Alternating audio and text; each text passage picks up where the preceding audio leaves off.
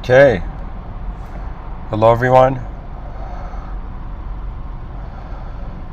I wanted to speak about something, and I gotta head out soon, but the idea was important.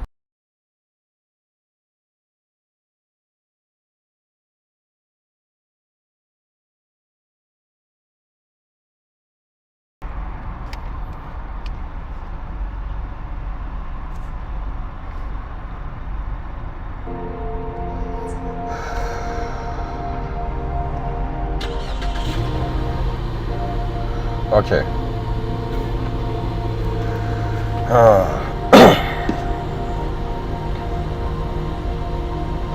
So, officially made it to the 2000th episode. You know, I am bursting with joy, even though my tone may not show it. And so, I guess for the 2000th episode, I can share one of the most incredible ideas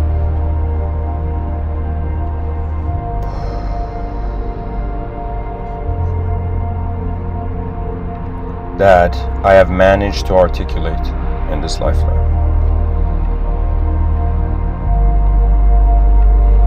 And so, guys, you know, I realize why I've been coughing lately, and most likely it's like some sort of lung infection or whatnot. So it's not too big of a scare.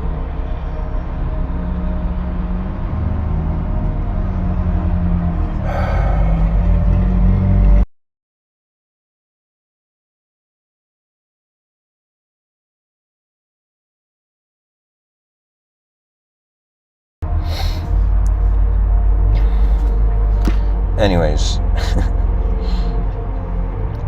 the viewers should be able to see the notepad.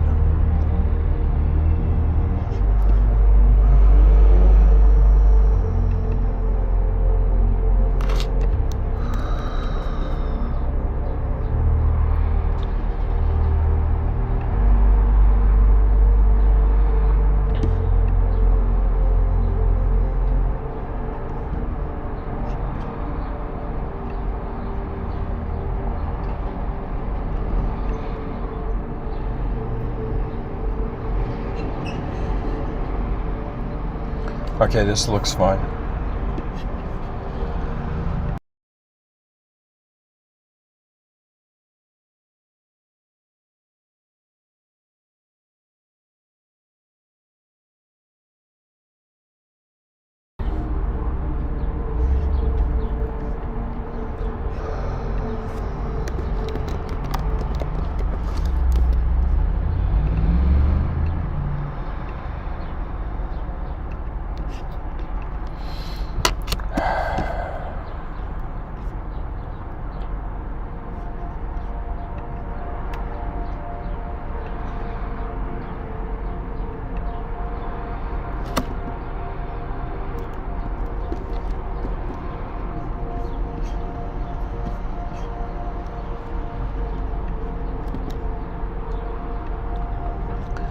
So we look at this sentence: is an eternal being expanding eternity temporally? This is a bizarre concept at first.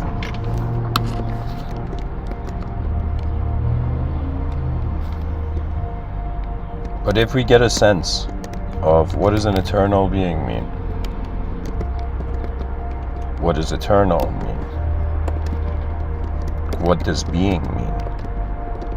What do we mean by expansion, especially in the context of an eternal? Like, how can eternity expand?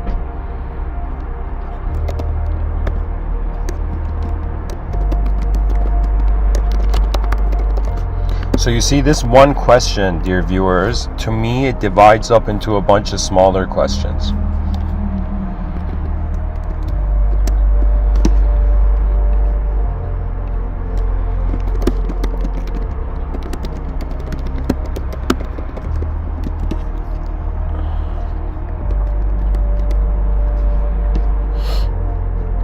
When it comes to the idea of the eternal,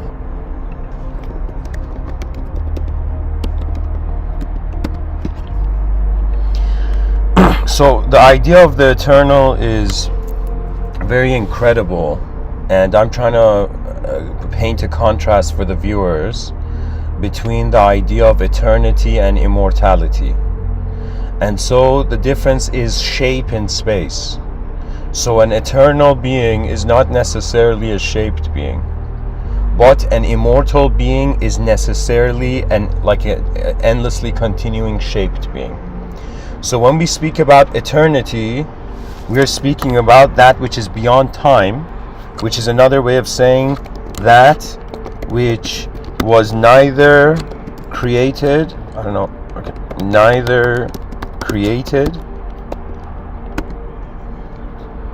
or can be destroyed.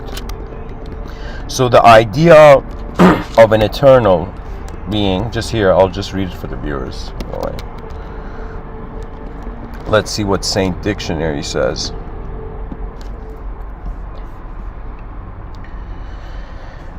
Eternity, infinite or unending time.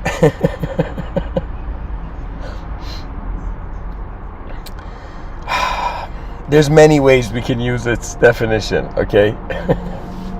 It says, a state to which time has no application, timelessness. There we go. So in a manner of speech, some people say, yo man, am I going to wait in this line for eternity? It's a sense of a pointer to a concept of a lot of time.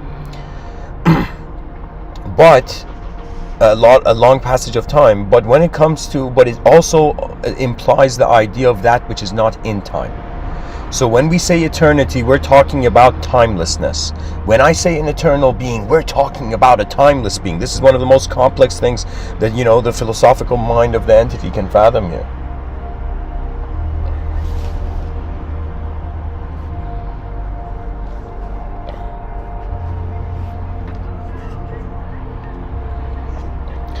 Nice, we have one viewer.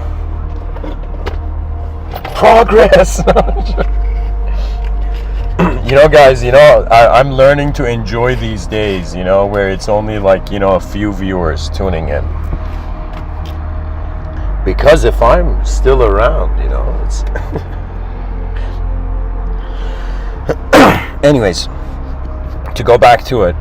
So, dear viewers, what I'm doing in this episode is making this argument. Pretty much, I saw this perspective, I saw this view on reality, where I was like, what am I doing considering that I'm temporary?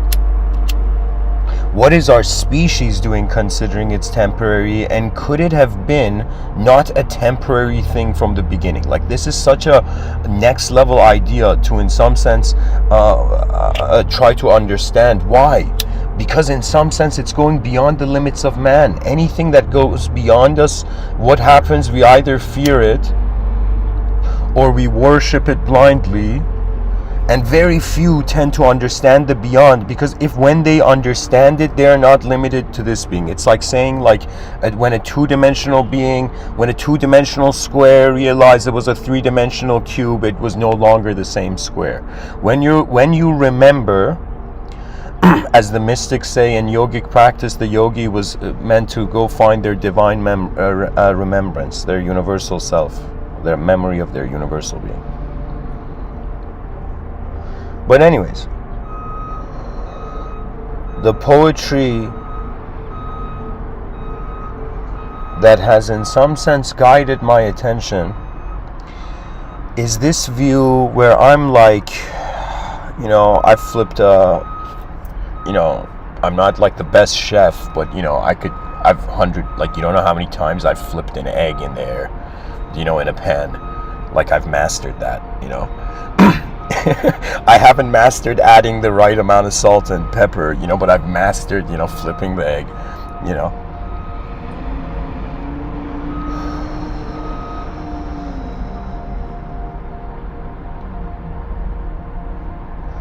And I was thinking that, oh my God, what if we are under the impression we are temporary beings, we think we're gonna die, right? Even though the biggest clue to our deathlessness is the fact that we don't remember before our birth and we don't know what's after our death. You see, people look at death and they're like, oh my God, and some people look at death and they're like, yo, is that a door? It looks like a door. It looks like something, like some sort of portal-like experience, Because what is birth? Birth is entering a portal, This is why women are like,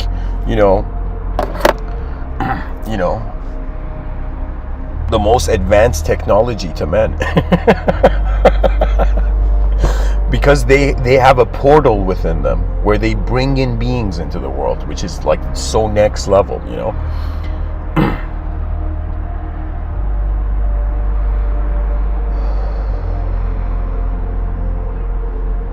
But it's an important task. It means that it's as if half of the species is tasked with creating the rest of the species. I mean, we're all tasked with creating it, but in some sense, this might sound strange, but it's as if the tunnels to this world is through this world. The incredible thing about being a human being is that you weren't just like dropped off here. You weren't like dropped off from a spaceship like, okay, see you like in, after like, like 7 apocalypses, and then the spaceship leaves, The privilege of being a human being is to be able to look at a world for the first time. This is your birthright. And if they take this away from you, they turn you into a conditioned entity. And it's kind of impossible not to be a conditioned entity, because if you truly dehumanize, if you're someone who you think this place is meant to be spiritual, right? It's, what it is? It's like, imagine like all the CEOs are talking like outside of like the main building, and they're like, yeah, guys, let's start the meeting. And one of the CEOs, which is like some enlightened guy, is like, hey guys, why are we having the business meeting, outside when we're all wearing suits and we have a boardroom upstairs, right? So that's what I'm trying to say. This world you have entered, dear viewers, first of all, my opinions treat it as 1 in 8 billion. Aristotle said it's the sign of an educated mind to entertain an idea without accepting it. And ever since I realized this world is unknown, there's nothing to convince anybody of. Do you know, it's literally like the nothing is experiencing everything to be nothing again. Do you know? It's like a miracle that shouldn't be happening, but why is it? It's like, God, are you there?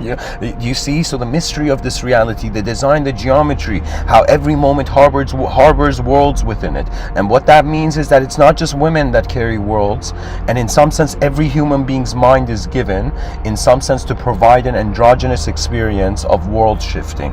So what this means is that your body is here to teach you how you are a creature in the space, an occupant of the space-time continuum.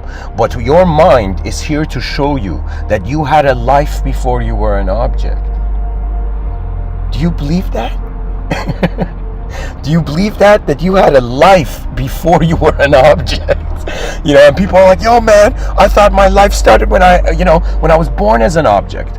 But to be honest, if you look at people, sometimes I see things like, I think there was a reason, there was an intention, by the universe that I was raised in Iran, which is a theocratical society. And I don't know, I mean, being raised in an Islamic culture is of course different than being raised perhaps in a Christian culture, but being raised in an Islamic culture has a sort of intensity where, as a man, you need to be able to control your gaze, control how you look at things. So this is something that a lot of Muslims could be talking about, but they're not, okay? And maybe they are, I don't know, I mean, I'm not tuning into that. But what it is that it's this idea, okay, that mankind's righteousness in the presence of his creator is more important than his desires in this world. Do you see? It's as if, like, you know what I'm saying? I don't want to reduce the idea of God. It's impossible to reduce it to a humanized metaphor. But I would say, to me, the closest metaphor, one of the most modern, let's say, metaphors that could be used for the idea of God,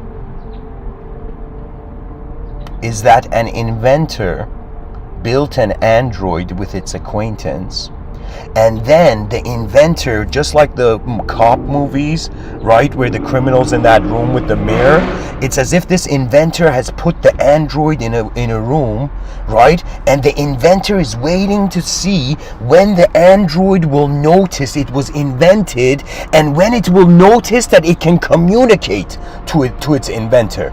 Do you see the power of not just your mind, but when your mind, like it's such a beautiful chemical reaction, because we are here thinking we're living physical lives, but behind our eyes, worlds are turning us. Because our voice doesn't belong to us. You think I own my existence? How? How can something in the void be owned? How can in the middle of nowhere, stories act like truth? You see, there's an intensity to the direct experience that opens man's heart to faith. There's something that recently in 2023, I don't know what it is, but the idea, I've been literally getting like so many different angles of different views and perceptions and experiences of my own faith animating. So what that is there's one thing where you're hoping, and those people who hope, you actually are getting the hope. So those who hope, you instantly get the reward of that hope, which is the idea of hope.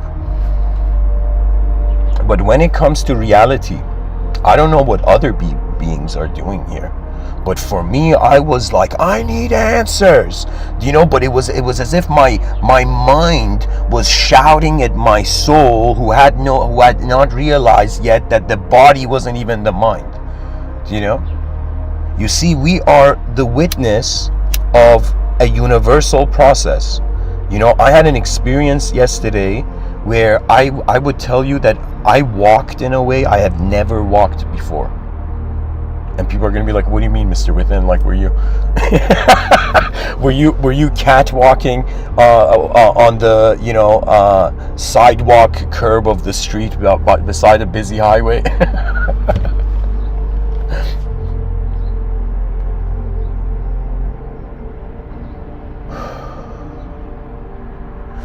What it is that if we cannot realize that there is something more than ideas here, the universe has no choice but to take your ideas away. And do you know what it is? My whole life I thought it was like a robotic thing. Just do this and do that and you get access to the divine path. But it wasn't like that. You cannot be lifeless when you are here to be life.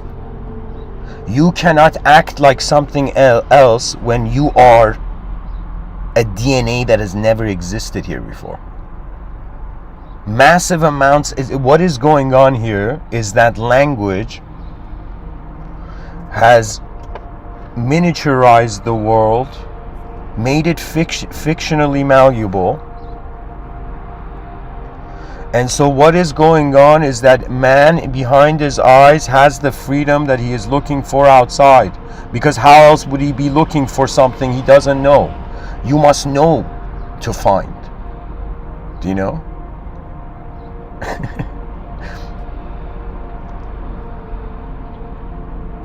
I don't know. I've had moments where I've really looked at myself and I felt like a fool. And guys, not a fool like to others. That's nothing. In my childhood, I got embarrassed enough to become numb to it, and not numb, to become untouched by it. But in some sense, now I'm at a point where I was like, yo, are the lords of karma pulling a prank? It's like, you've brought me here, showing me all this life, showing me a world beyond my grasp, and then at the end taking it away. What is this? It's like putting an incredible meal in front of a hungry person and then taking the meal away. Oh, the soul got to taste creation. It's like it's there is something here that is not adding up. And what this means is that human knowledge is cute.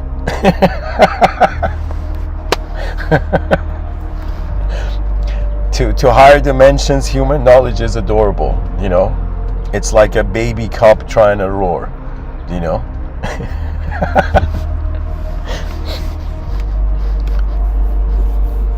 Or I don't know, like a baby giraffe trying to use its neck like a hammer. You know, we just look at this world and what do we see? We see different shapes, and we at some point notice we are one of those shapes. This is the genius of our species.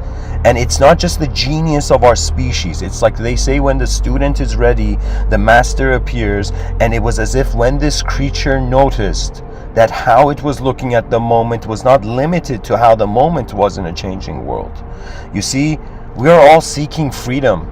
We're all seeking truth, but every day we wake up and the idea of ourselves is different. So who is seeking truth? So are you an idea? Are you an object? Or are you the whole moment? Because I have wondered about the soul, and you don't know what it is. Like, I don't know how atheists are taking it in. Like, I was raised in with a sort of religious and spiritual ideas around. Okay, I don't know how like an atheist must be, like, in some sense probably like mind blown or shocked. Do you know? Because in some sense, we can close our eyes and access perception. You see, there is something about this world that whatever we do is an addition. It doesn't prove the origin. We are adding. It's impossible to see the world without being how your brain is happening. So it's another way of saying, am I accessing reality or am I accessing how I'm happening?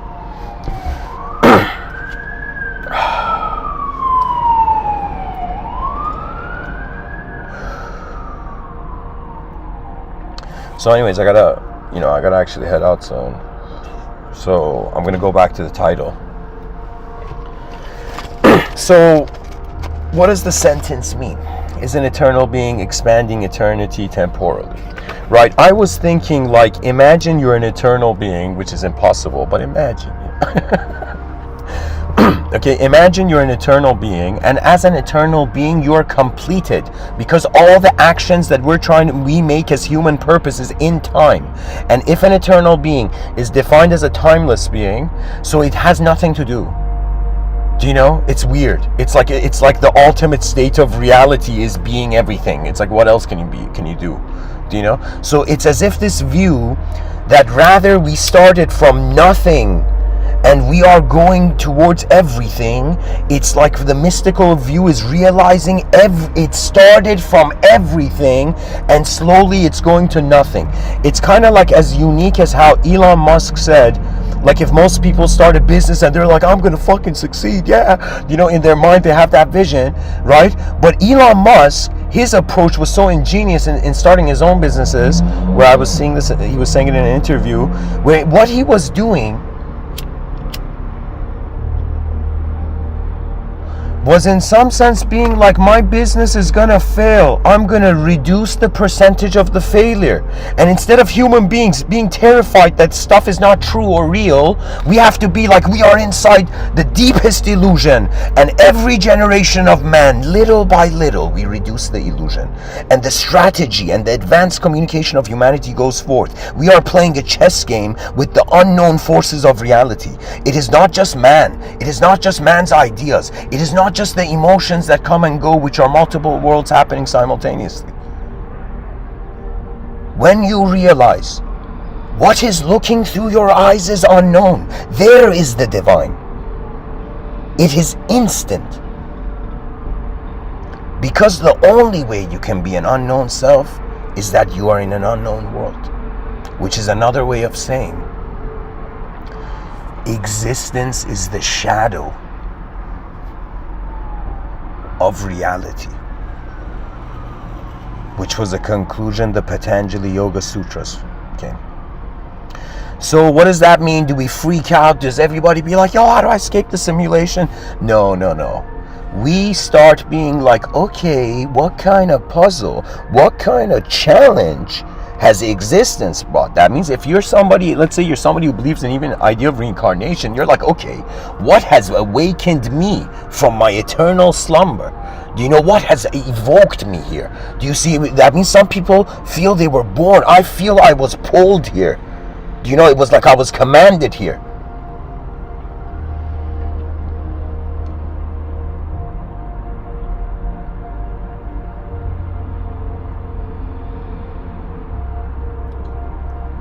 Yet we are not an idea. And so it's the most bizarre thing, because your whole life you're trying to find the golden idea. You're trying to find the, one method that would, just like the Lord of the Rings, like that could rule them all, the ultimate. But at some point you realize the human ability in the outer realms has limits.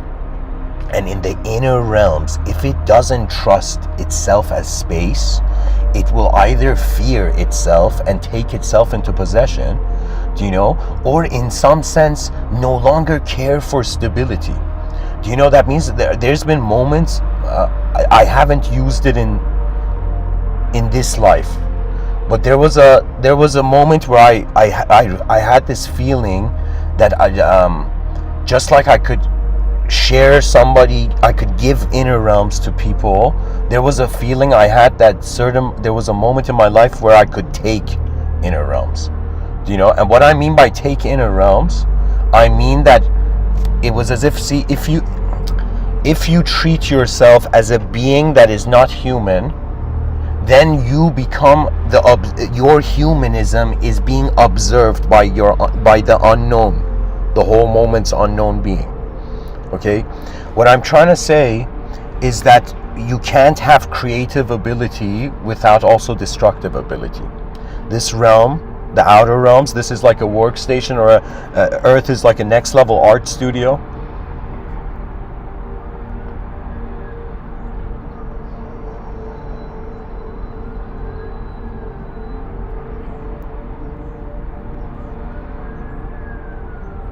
And you know what it is? We are scared of what we don't know until either we just go through it or we realize we're there. You see, because I was like, okay, so what? I sat in a cave for years and I realized I'm an eternal being. What's new about that? It's like this is the ironic thing about spirituality. You're first seeking something beyond human. You're like, yo, is it angels? Is it aliens? Yo, is that you, God? Yo, is it like, the creatures of legend and fiction and mythology? And you're like, yo, what is my mind doing? Dressing up the world in beliefs? Like,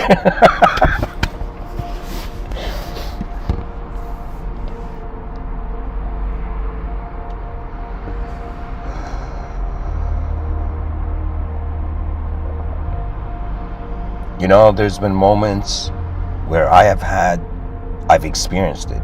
I've had a sort of knowing that was like precise. Sometimes, if I could poetically, give a video game analogy, it's as if the way I think is like a sniper. Do you know? And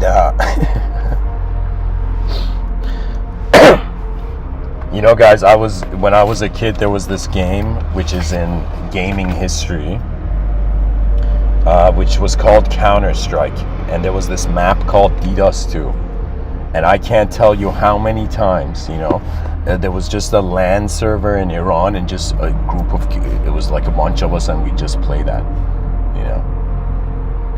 Counter-Strike, and then World of Warcraft, Frozen Throne, that shit. That was like my first, one of the early introductions to cyberspace. Right now, we don't even realize it, but everybody's cultivating a cyber life. They're just, because they're not responsible for it, it's just people are posting random stuff, right? But if you treat even the internet as a sacred space, that means who knows, these Mr. Within talks may be, inner realm bunkers in cyberspace,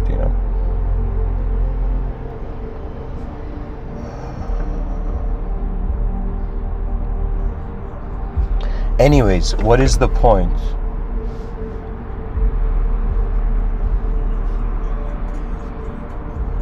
And I gotta end this off.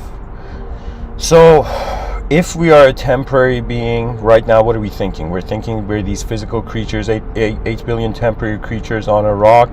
They're inspired by stories and visions of eternity and immortality. And so they're using their tools and, playing with sticks and stones of the modern era to, in some sense, bring forth the future and whatever. But in some sense, we're treating ourselves as temporary beings And in some sense, these temporary beings appear in existence and then they disappear. They leave existence. Now, what if we entertain this view, whether it's Noam Chomsky asking us what is materialism, or whether it's René Descartes pointing to a mind-body dualism, do you know? In the sense that the mind is a dimension independent of here. That means it doesn't matter how you physically live, when behind your eyes you're a different freedom. You're the different freedom of a different being, even poetically. Even though the inner realms and outer realms, ultimately the biggest secret of this life is that everything is being broadcasted at once. If divinity was being broadcast, it's being broadcast at once. It's like the light of the sun's, like, I don't know how to say it, it's like space is encapsulating everything. Truth is encapsulating the illusion. So when the illusion accepts itself, it can see the truth. But if it doesn't accept itself, if you don't accept your humanity, you may never see beyond it, and you may even descend. And you know, it's some person would be like, Mr.Within, you know, I mean, guys, I'll tell you this. I was watching these, like, I don't know if it was like a Instagram video or like a TikTok video. I don't know what it was. It was one of those, like, you know, short videos. And those videos that loop. And I saw something that was messed up. Okay. And for a moment, I just paused and I'm like, okay, I'm this guy saying, yo, let's build an advanced civilization, but there is a spectrum of different types of beings, right? And I was like, whoa, it's not just enough to say, yo, everybody, we're one humanity, yay, jump in the air, you know? You know, it requires an incredible management task. It's like a design and management task where we as a species, or the greatest minds, when I say greatest minds, every person's like an eagle on a branch, and this bird has to just fly in the sky, attain an aerial view, look at this world from a moment you have never looked at before. And that moment will be way more valuable than repetitions that were hollow. Everybody is acting. And everybody knows they are acting. And everybody has to keep acting. Because what do we do in the void? You know? But we can advance this by an acknowledgement of a new type of human being. So I was like, yo, you know, if we want to build an advanced civilization, like, we got to have an advanced definition of a human being. Do you know what I'm saying? Anyways, from this view that temporary creatures trying to do the right thing to get to heaven or become eternal or realize they're eternal or you know, I was like, wait a minute, what if we were an eternal being? And so here, this story, treat this as a story, what I'm saying, but this is the main point of the title. Imagine there was an eternal being that was complete. It was everywhere and everything and all moments at once. It was eternal. Timelessness means space is taking care of time like a younger sibling, you know?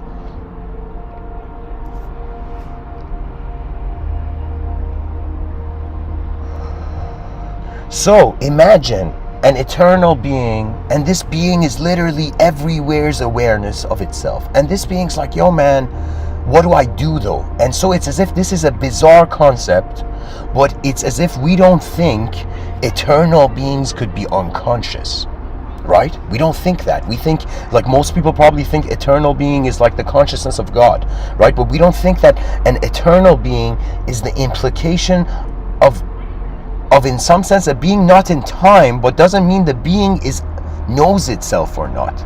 Do you know? It's kind of like, imagine Hercules not knowing who his father was, you know? It's like, why am I different? Do you know? Why do I, you know, crush people's hands when I shake their hands? So anyways, what I'm saying is, imagine that you're an eternal being.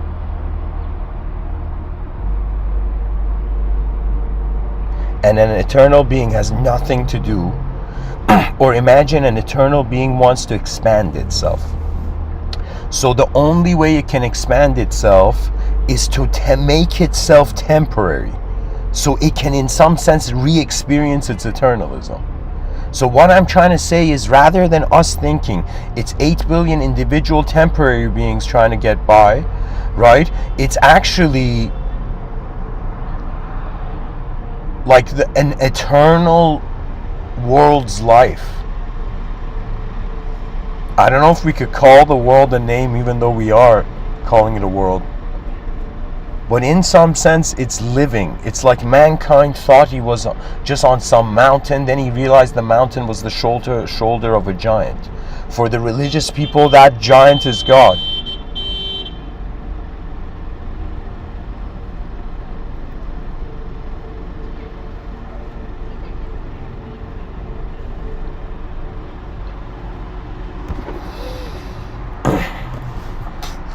Man, I gotta head out. Okay. Being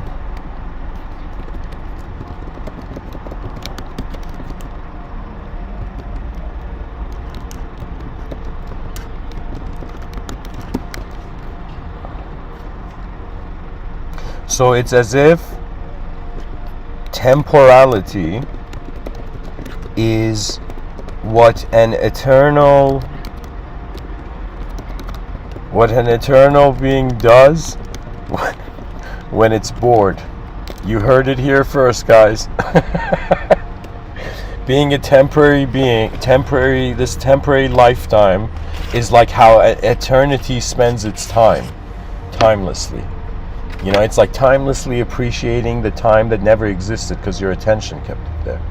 What we truly are is the greatness of all moments present. What that means is this moment is it's not just like me here giving a talk. It is everyone who has ever been and everyone who ever will be. And that is the great stage we are privileged by our life to perform on. So dear human being, the advanced humanity, the advanced civilization is the greatest performance of mankind. And it's another way of saying that we are trying to be so advanced that if we were fathoming, we are trying to make accommodate an eternal perception. An advanced civilization will be an incredible safe haven for all beings humanized and dehumanized in this universal sector in the future. And some people say, when will the future arrive? And it's funny because the only way we access the future is as a present experience. So the future is arriving every moment you go, energy is going forward. And you know, this might be an idea that is, how would I say it? It's like, but the ancients would say there are no accidents. And it's another way of saying that what if we could never fail? And then could that mean that life is just joy, or the mystical Satchit Ananda, which meant being conscious of existence, is a sacred bliss, a secret bliss? It's as if you can enjoy this moment as the idea of you, just the objective sensory association of you, or the whole moment of you, or if you are even beyond this world. It's another way of saying it's not submission, but it's kind of like you open the door for truth, and truth walks in before you know anything is there. Do you know? So it's another way of saying, like, we are an eternal, we are eternity's pastime if the future generations hear this talk. And anyways, I hope this episode was helpful.